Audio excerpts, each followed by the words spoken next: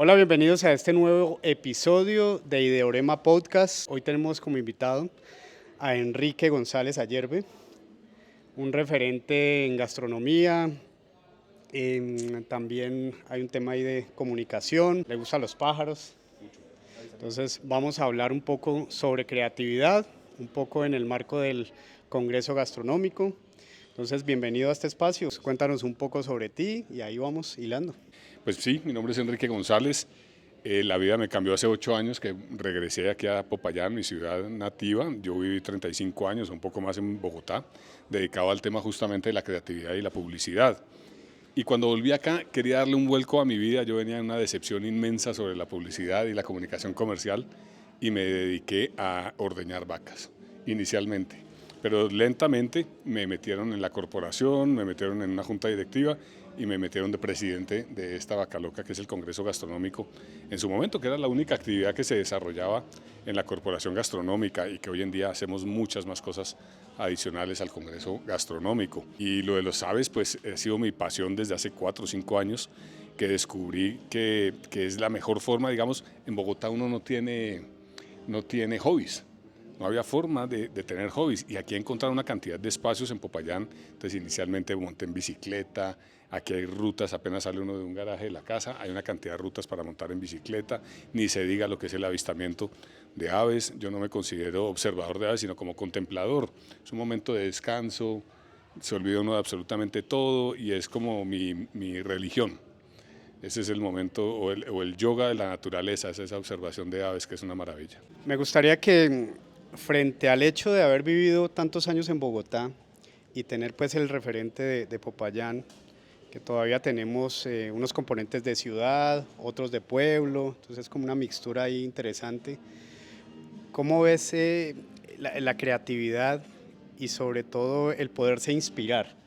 Porque claro, una ciudad grande te da un cierto tipo de inspiración, pero esta ciudad pequeña también te la da. Entonces, haz como ese análisis entre los dos puntos y cómo se logra la creatividad. Sí, yo creo que tienes toda la razón en que es diferente, pero da muchas posibilidades Popayán. Me parece que hay mucho por hacer acá. Yo me he convertido en algo que no había sido nunca y en estos 8 años el título que le asignan a uno es como gestor cultural.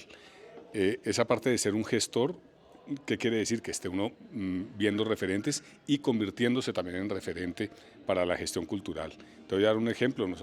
Yo llegué aquí y lo primero que quise hacer cuando estuve al frente de la corporación fue un inventario de eventos culturales en la ciudad. Yo pensé que había unos 4 o 5 eventos, que era la Semana Santa, el gastronómico, un festival de música, y habrá uno oído pues del festival de jazz o de cine corto, no recuerdo qué otro. Creo que salieron más de 60 eventos que se realizan aquí en la ciudad y que nadie conoce, no se divulgan, nadie los conoce ni tiene referencia de ellos. Entonces hay mucho por hacer, mucho por contar.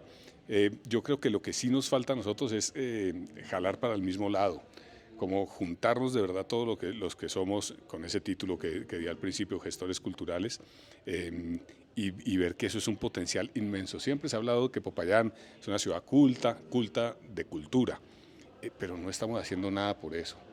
Yo creo que sí tenemos que juntarnos todos estos gestores, todos los que hacemos actividades alrededor de la cultura, desestacionalizar esas actividades en el año para que todos los fines de semana tengamos alguna actividad aquí en la ciudad y que pongamos esta ciudad en donde tiene que estar. Esta tiene que ser la capital, al menos del suroccidente, en las actividades culturales. Hilando sobre lo que me decías, que hay que unirse como todas las áreas que gestionan, digamos, las actividades culturales. Yo me acuerdo de una, pues siendo universitario, estudié diseño gráfico también, soy egresado como del 2018. Eh, Me acuerdo que existía un concepto de jueves de puente, no sé si en algún momento lo escuchaste, no te tocó esa jueves de puente. Bueno, a grosso modo era un evento donde eran como conciertos de rock, musicales, era un espacio universitario, creo que se daba en el Puente del Humilladero en su momento. Era un proyecto vital para pues, la juventud, digamos, universitaria de Popayán ese evento, y tenía una envergadura más o menos grande porque tenía una convocatoria fuerte. Venían incluso bandas fuera, habían unas bandas que venían aquí y participaban. ¿Tú cómo ves ese tipo de eventos juveniles en Popayán? ¿Crees que es necesario o hay otras alternativas alrededor de estos eventos que existan? En ese inventario que sacamos nosotros, la gran mayoría de eventos eran universitarios. De ahí es de donde nacen, y yo sí creo que de las universidades es de donde debe surgir toda la cantidad de eventos culturales, musicales, teatro. Yo creo que es la mejor forma de expresión, más que rayar paredes, que aquí se usa mucho. Yo creo que se perdió fue la creatividad de lo que hablábamos al inicio. Se les perdió la creatividad a los estudiantes para hacer protesta. Hay otras formas mucho mejores de hacer protesta que coger y vandalizar las ciudades las paredes de una ciudad que vive del turismo. Yo sí no estoy de acuerdo en que las paredes sean un espacio de expresión en una ciudad como esta. Puede que en otras ciudades funcione. No en Popayán, que es la ciudad blanca, que vive del turismo, que si se hace eso afecta con el voz a voz. Entonces yo sí creo que se perdió la creatividad de estos muchachos y tenemos es que retomarla, que los estudiantes a través de obras de teatro propias, de escritos, de otras actividades culturales puedan expresarse, que tienen todo el derecho, además tienen la juventud para hacerlo, tienen además los motivos para hacerlo y para quejarse de mil cosas, como queremos quejarnos todos. Lo que decías también de realizar eventos como el Jueves de Puente. Jueves de Puente ha pasado también con eso y ha pasado con Noche de Museos, ha pasado con una cantidad de actividades que no son constantes en el tiempo. Llega otra administración, no quiere saber nada de la administración anterior, cancelan. Y Jueves de Puente estoy seguro que fue un éxito, Noches de Museo debió ser un éxito si hubiera tenido continuidad en el tiempo. Una vez al mes, una actividad para nosotros los payaneses de salir a las calles, de cerrar, de peatonalizar el centro, de disfrutar lo que tenemos, eso es una maravilla, pero sin sesgos políticos. O sea, que la verdad, de verdad, llegue una nueva administración y dé continuidad a lo que es bueno. Que sea como una política de ciudad, ¿no? Claro, política de ciudad.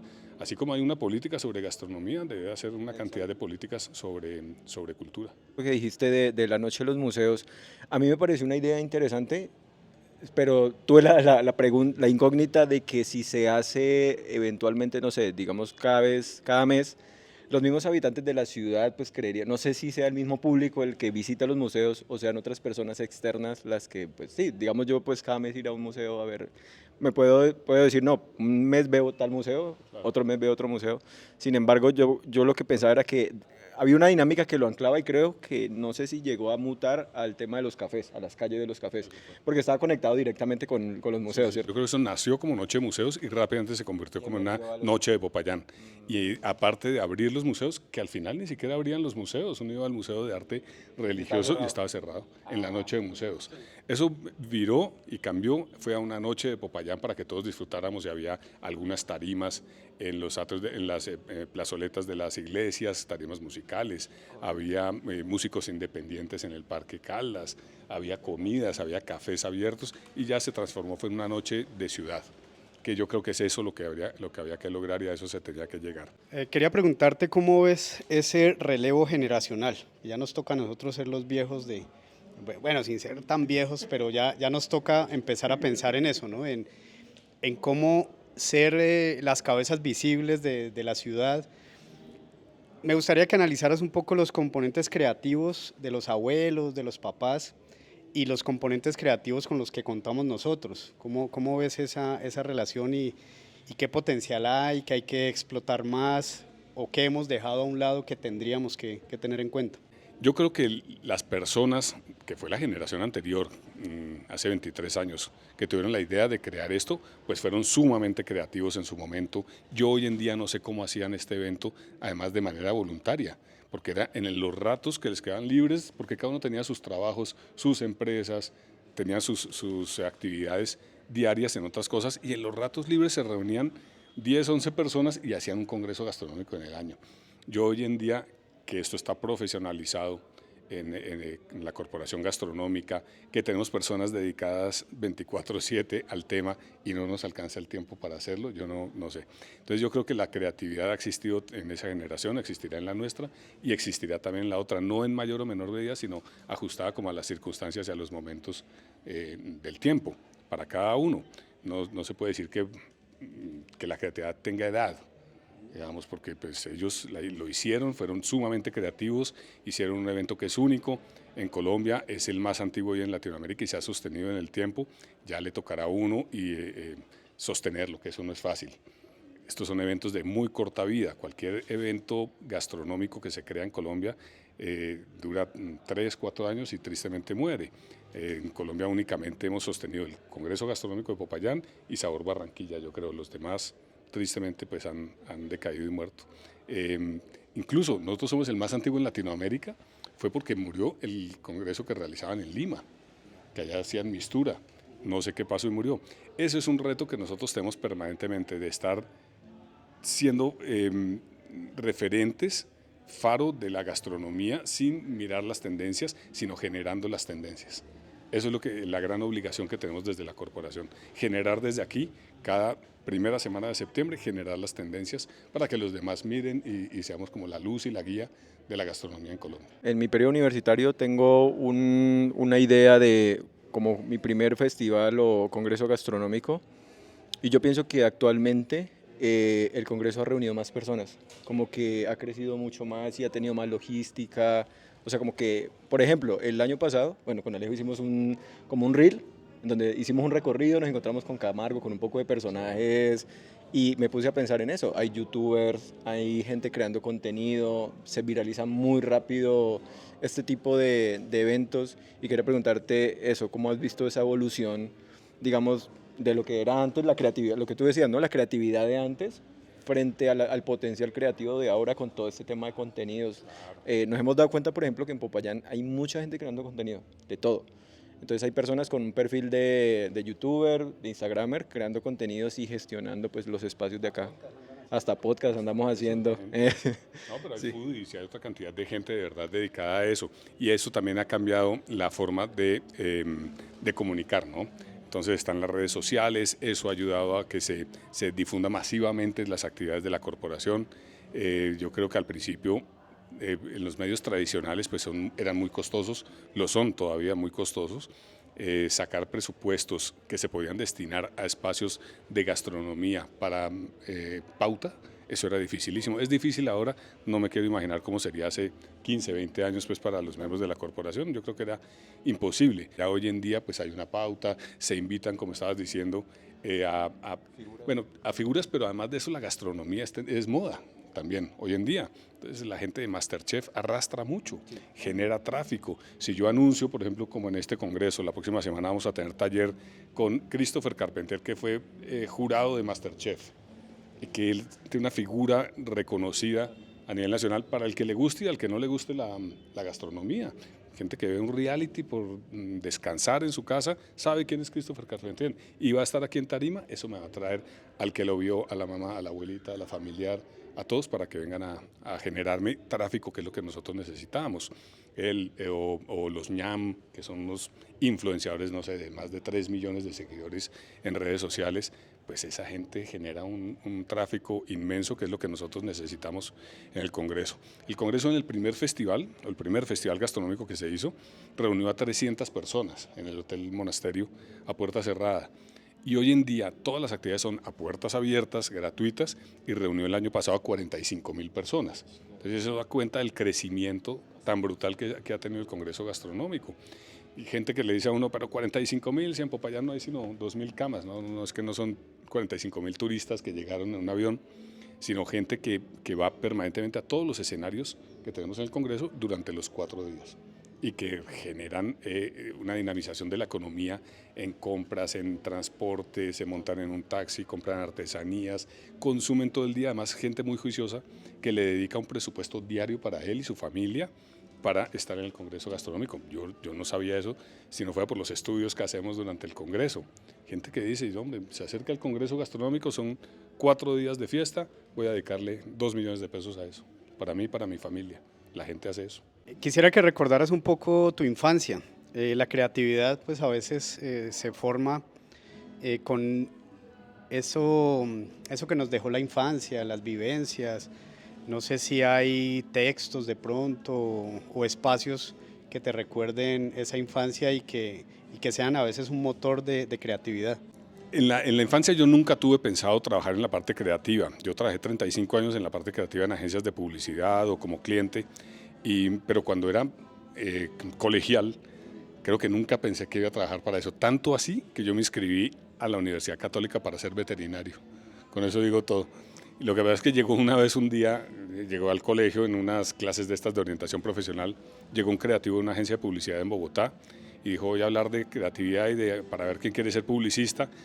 No los voy a aburrir, levántense, sálganse del salón los que no quieran estar, y se salió todo el mundo y a mí me dio pena con el tipo. Pero por pura pena me quedé, nos quedamos hablando en tal confianza que el tipo me convenció y dije, no, yo lo que quiero ser es publicista, y estudié publicidad. Y la parte creativa, yo no sé si es que en este tipo de ciudades como Popayán, ve uno tanta, digamos, yo soy muy observador, no sé si ustedes han visto lo que era, ya no, en Twitter, por ejemplo, que era muy activo en Twitter y era de una chispa muy rápida. Yo creo que aquí en Popayán existe eso.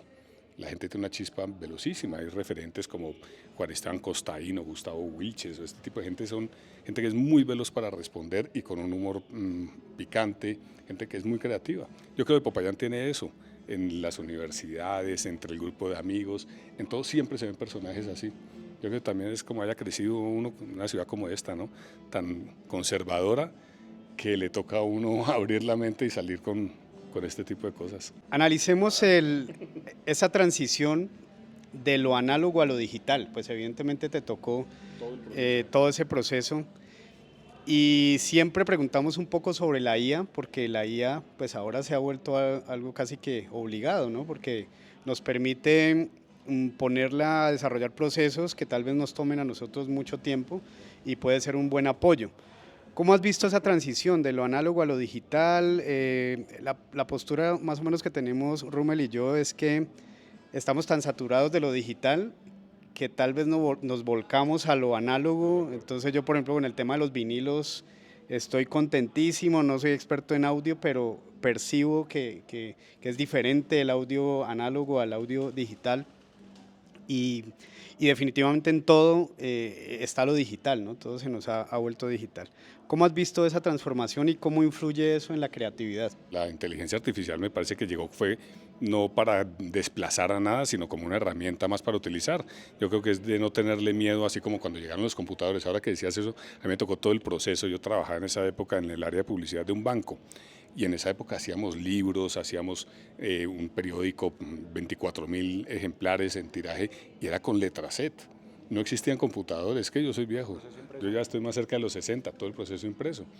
Y nos tocaba hacerlo a mano todo, y si un cliente, porque también dentro de ese banco había clientes, el cliente era una aseguradora o un almacén de productos agropecuarios, etcétera. Si me decían a mí, uy, pero es que me gustaría ver eso en un verde oscuro, le decía, claro, lo vemos en una semana. Sí. Hoy en día es un clic, le gusta este, en qué color lo quiere ver y nos podemos quedar ahí viendo, claro. En esa época cambiar un color era 1, 2 semanas para poder volver a presentar una propuesta. Cuando llegan los primeros computadores, todo esto, hubo mucha gente, el que hacía los cortes y decía, me desplazaron, me van a quitar el trabajo. No, eso no quita trabajos. Ahí es que viene la parte creativa de decir, hombre, usamos eso como una herramienta. Justamente hablaba con mi hijo en estos días que estamos en el proceso de elección de carrera de él y él me decía, pero es que eso ya lo hace una inteligencia artificial. Le decía, sí, pero ¿quién alimenta esa, quién le hace el prompt que llaman hoy en día a esa inteligencia artificial? Hay que saber cómo se redacta ese, pues porque si no ella hace lo que quiere y lo hace mal. Si no se le da la información correcta, si no se le nutre, si no se le alimenta como toca, pues hasta ahí llega. Yo también viví parte del proceso impreso porque pues estudié diseño desde el 2012 y a mí me fascinaba ese proceso. De hecho, todo el tema de la imprenta, de las tipos para crear publicidad así analógica me parecía genial. El plomo, ajá, porque todo era muy bien pensado. Y de hecho, en algún momento en un podcast con Alejo hablamos con otra diseñadora que a mí me encantaba el proceso analógico de crear un logo. O sea, por ejemplo, que la geometría la hacía era uno, no el computador. Y yo seguía a muchos diseñadores bajo la lógica de eso, de lo genuino que es trabajar y como de disfrutar también el proceso de diseño. Uno como diseñador, pues uno se la goza, por decirlo así. Ahorita, pues un logo sale pues con ChatGPT, tú le puedes decir... De hecho, yo como diseñador, reflexionando lo que tú decías, yo la utilizo. A mí me encanta hacer marcas, pero la IA es un proceso de ideación para mí. Es decir, ella me bota acercamiento, pistas, yo puedo relacionar una cosa con otra, pero la ejecución a mí me gusta desarrollarla, porque yo pienso en temas de optimización. Yo pienso cómo se va a ver pequeñita, cómo se va a ver en tono, cómo se va a ver en marca de agua, etc. Entonces yo pienso que eso, la IA es como un proceso de adaptación y cómo yo la utilice, pues ya es implica si mi trabajo está en riesgo, ¿no? Porque pues yo digo, ok, yo hacer marca y ponerme a competir con la IA realmente no es la idea, sino cómo me apoyo en ella para complementar mi trabajo sin dejar pues esa parte de autonomía de diseñador, de crear la pieza, de entregarle al cliente pues un buen material. O sea, todo eso para mí yo siento que la IA es una herramienta más como tú decías. Pero tú crees que de pronto sobre la línea de la gastronomía, mmm, estas ideas de negocios nuevas que están emergiendo como el Burger Master, Pizza Master, ajá, ha sido como, lo preguntamos anteriormente, como un proceso innovador que pone como a la gente creativa, ¿no? Como que, bueno, a la hamburguesa le voy a meter algo innovador y con ello pues voy a competir y voy a generar, digamos, una especie de competencia alrededor de Popayán.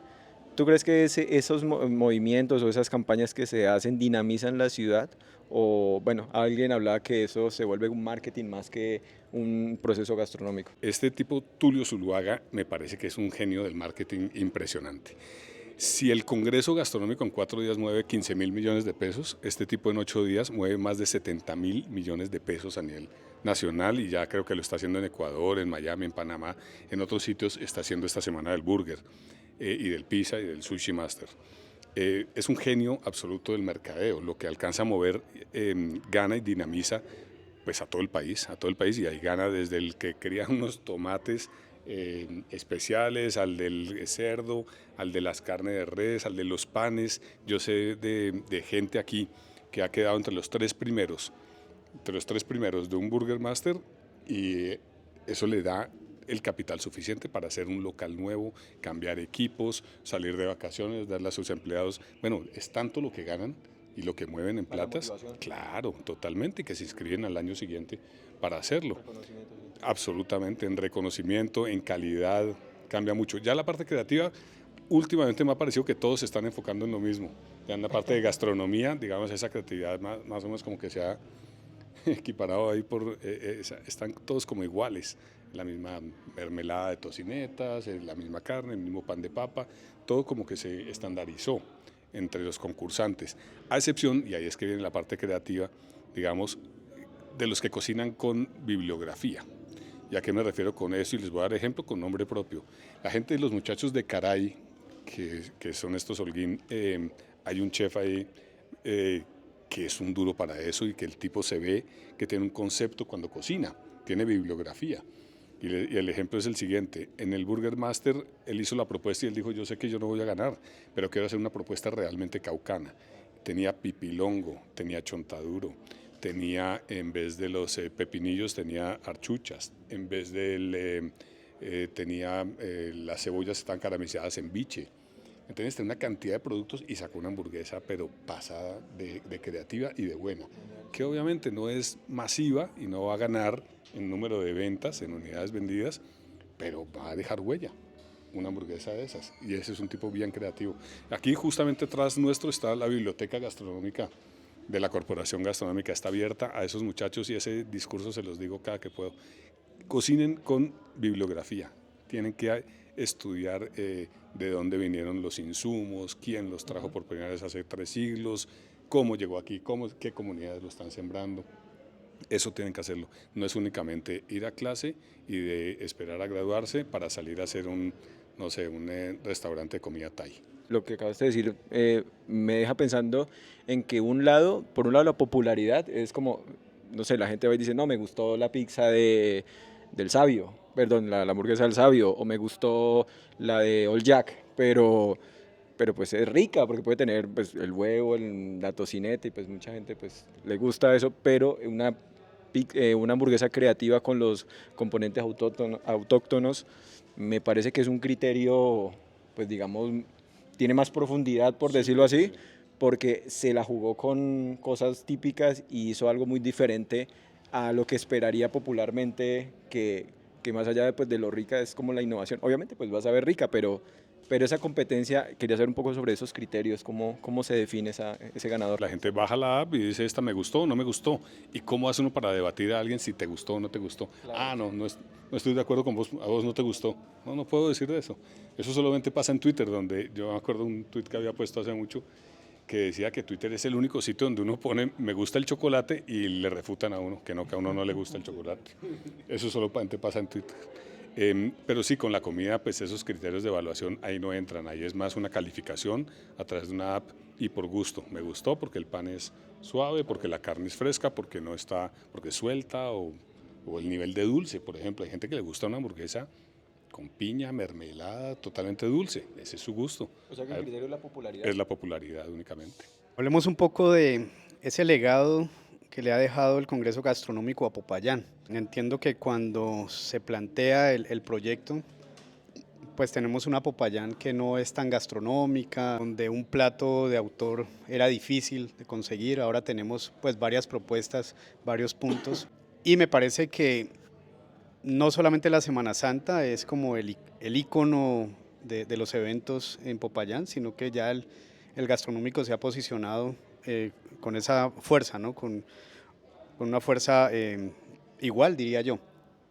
¿Cómo crees que ha impactado a Popayán este evento? Absolutamente, una era la Popayán de hace 23 años, antes del Congreso Gastronómico, a ver, ahí sí podríamos decir AC y DC, antes del AG y DG, antes del gastronómico y otra después del gastronómico, porque la oferta gastronómica era casi nula, pues digamos era de cocina popular en plazas de mercado, pero hoy en día tenemos 5 plazas de mercado en una ciudad de 350.000 habitantes.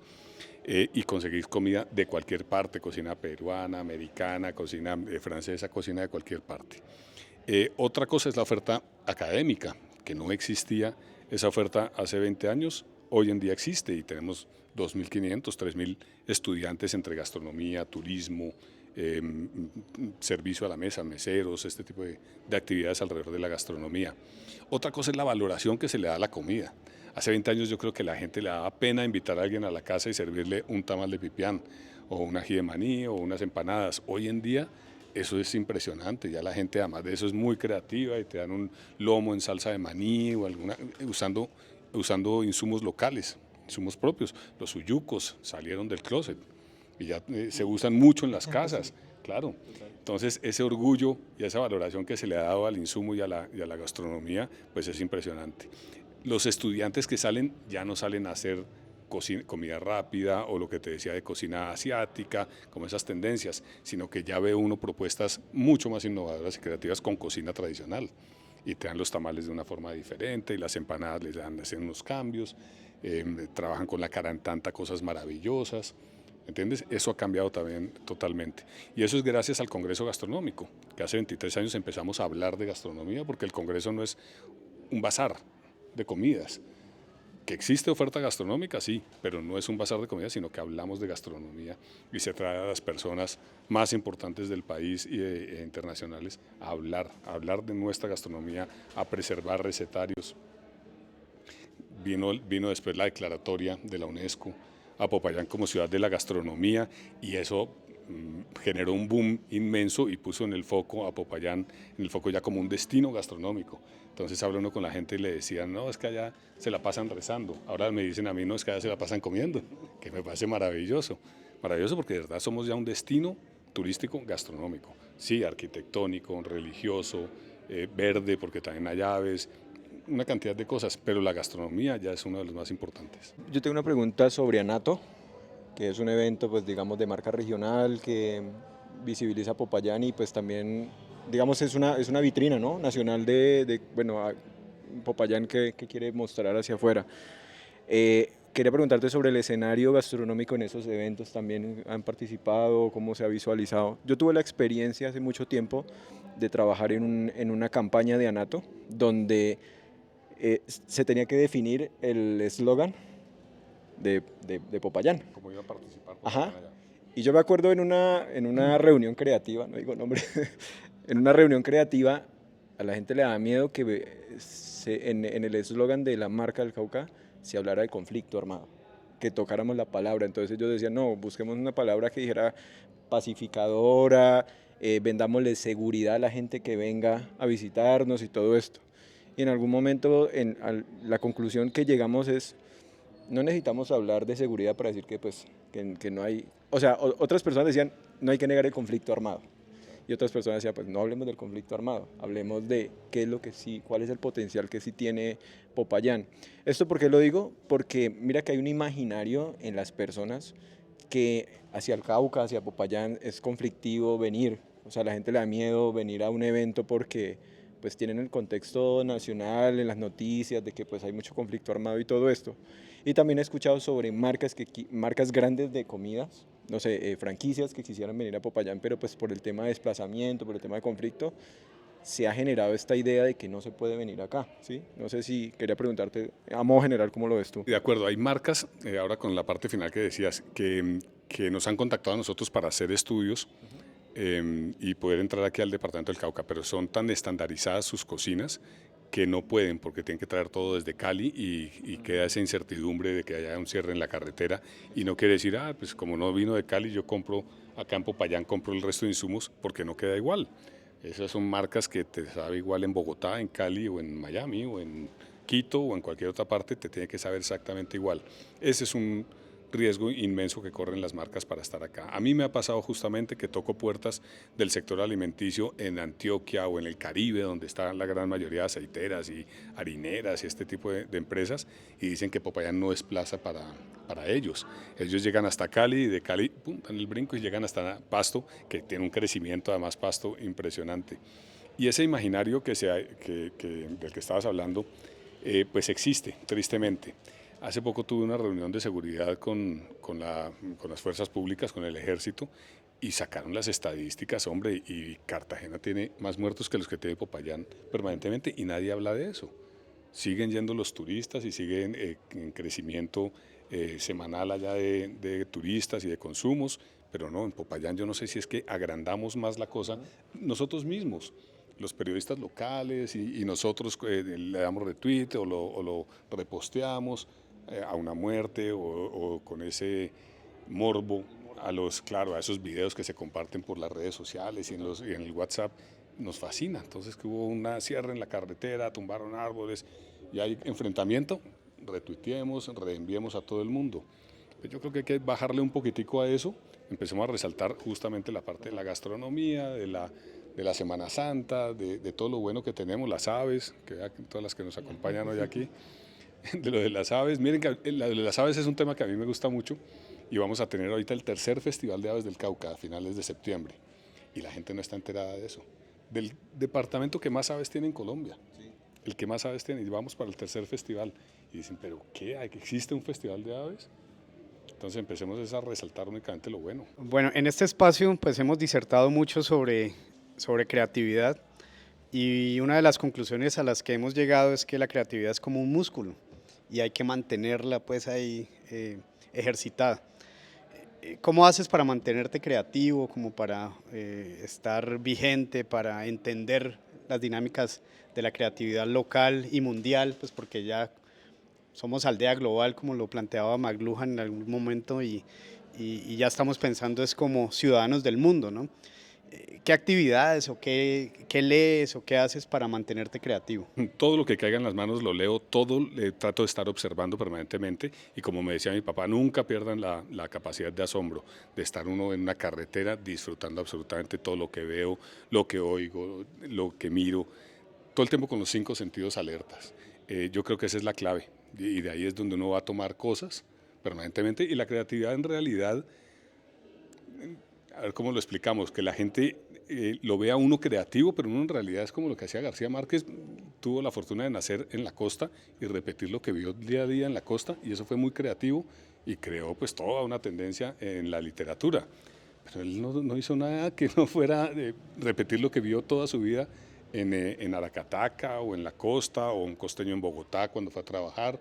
Él lo que hacía era hacer esa repetición. Yo creo que si uno tiene abiertos los 5 sentidos a todo lo que tiene alrededor, pues después cuando necesite uno va y busca de esas experiencias anteriores y las saca y las aplica. Es eso, básicamente. Y en creatividad publicitaria, en lo que yo trabajé, pues era eso. Yo salía con una idea y era de alguna experiencia pasada que me pasó o que pues obviamente uno las acomoda, exagera, pero fue experiencias anteriores. Cuando llegué aquí yo terminé con la parte publicitaria y creativa, no creativa publicitaria. porque yo venía con unos conflictos internos bravísimos. Al principio empezaron y me duraban 2, 3 días, después me duraba una semana del año, unos conflictos que decía yo que estoy vendiendo y a quiénes, claro, vendiendo humo, y después eso se fue agrandando ya un mes del año y eso ya era grave. Eso genera depresiones y genera unos conflictos con los que uno no puede vivir, y esa fue la razón para regresar aquí a Popayán y cambiar de actividad. Absolutamente. No dejar a un lado la creatividad, porque esa hay que usarla en el día a día, en cualquier actividad en la que uno esté. Mis hermanos no me creen, porque yo era muy huraño y muy encerrado en la casa, siempre en Bogotá, porque venía de eso. Y acá no me para nadie. Acá estoy todo el tiempo participando, sí, participando en todo, y me invitan a no sé, que van a presentar un libro de poesía, allá estoy de primero. A cualquier cosa que me inviten, ahí estoy. Una pregunta, y, y es un poco lo que yo trato de hacer, como tratar de estar activo, como aportarle a la ciudad, pero sin el componente político que se vuelve politiquero, ¿no? Entonces, ¿cómo hacer? O sea, ¿cómo lograr aportarle a la ciudad sin ese componente politiquero que definitivamente manda, pues, o es un componente importante en nuestra ciudad? Yo creo que la clave es no dejarse tentar. Hay gente que le quiere endulzar a otros el oído y decirle, es que he visto la reacción de la gente cuando hablan de tal cosa, ¿por qué no te lanzas y se comen el cuento? La idea es no comerse uno el cuento y seguir haciendo cosas. Mira, voy a ser sincero aquí, yo he tenido ofrecimientos para la Secretaría de Cultura, por ejemplo. Pero yo creo que desde aquí estoy haciendo muchas más cosas sin eso. Si estuviera en una Secretaría de Cultura, pues empieza a tener esos problemas de que toca hacer el proyecto, hablar con el concejal para que lo aprueben, y yo no estoy para ese tipo de cosas. No hay que dejarse tentar ni endulzar el oído de que uno tenga aspiraciones. Eso es lo primero. Y yo tengo familia política, pues mi padre fue político toda su vida. Entonces la gente creería que estaría claro, que estaría para eso, y no. Uno sabe hasta dónde llega en ese tipo de cosas, en materia política. No es mi interés. No hay que dejarse. Yo lo reflexioné hace un tiempo sobre un libro, no recuerdo el autor, pero que hablaba de ciudades arqueológicas. Y tenía una tesis bastante interesante sobre el tema de la tradición en los pueblos. Y él hablaba sobre dos posturas. Una, que una parte de la tradición dota a un pueblo de identidad, porque pues digamos hacia afuera pues uno va a tener un referente, un contexto digamos de la dinámica a grosso modo, pero él le preocupaba otra visión, y era que esa misma tradición no dejara que avanzara la ciudad, que la gente se quedara pausada en el tiempo y desconociera la dinámica exterior. Es decir, por ejemplo, no sé, tengo yo la percepción de que a mí me encanta Popayán, pero cuando yo salgo, voy a Bogotá a eventos, o sea, vengo muy inspirado, vengo como a decir, quiero meterle vainas acá a Popayán, queremos hacer, con Alejo botamos ideas de todo tipo. ¿Tú crees que esa visión que te digo como del autor, crees que sucede en Popayán, o pueden haber elementos que entren en conflicto sobre lo tradicional y sobre lo innovador dentro de la creatividad? Yo soy partidario de la tradición, de lo tradicional, pero no del conservadurismo, digamos, de la parte tradicional, porque soy defensor de un recetario tal y como viene. Pero no estoy en contra tampoco de que las nuevas generaciones usen esos mismos insumos o esos mismos productos locales para hacer cosas nuevas, ¿me entiendes? Que se pueda mantener ese patrimonio, sostener ese patrimonio, que no se vaya a perder nunca, pero bienvenido todo lo nuevo que se haga alrededor de eso. Digamos que es tratar de mantener esa balanza. Si yo puedo hacer una pausa, voy a buscar aquí una frase que me acabo de acordar. Sí. ¿Puedo hacer la pausa? Sí, claro que sí. Sí, había una frase que apunté, no sé dónde la leí, que decía que era herencia sobre tendencia. Y herencia, pues, es ese patrimonio que hay que mantener y hay que cuidar, y que tiene que estar por encima de lo que son las tendencias. Uno no se debe obnubilar o cegar por las tendencias actuales, lo que hablamos también de las hamburguesas, del Burger Master. Todo este tipo de cosas no pueden opacar todo lo que es el patrimonio gastronómico de una ciudad. Si nos descuidamos, en cualquier momento la salchipapa se convierte en plato nacional. Y lo veo también por mi hijo. Mi hijo es un tipo adolescente que cada que salen a comer, pues salen a buscar es eso. Salchipapa, un salchimaster. Y si uno le ofrece a él un tamal o alguna cosa, pues lo va a preferir las otras cosas antes que esto.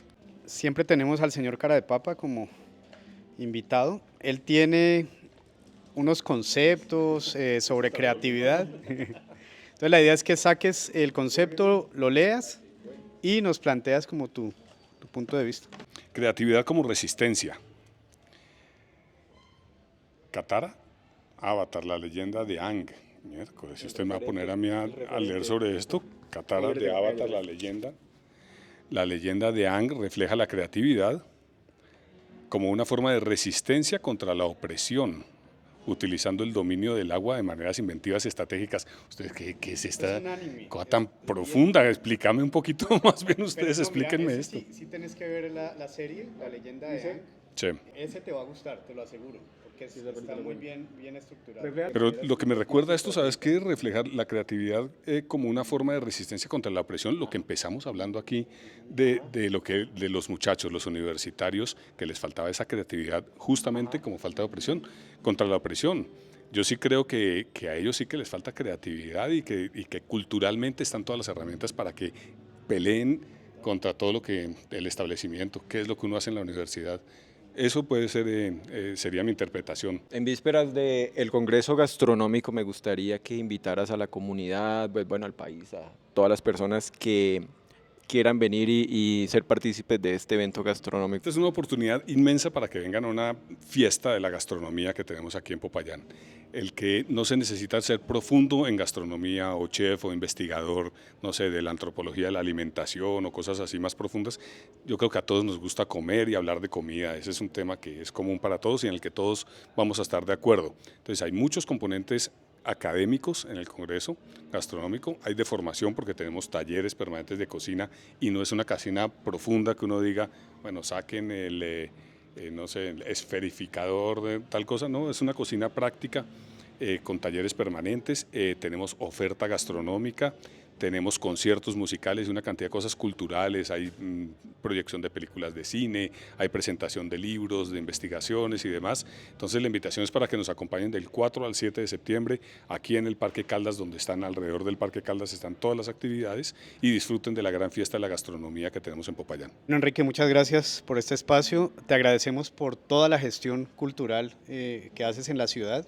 Definitivamente impacta de manera significativa. Y a ustedes muchas gracias por acompañarnos en este capítulo más de Ideorema Podcast. Chao. Gracias.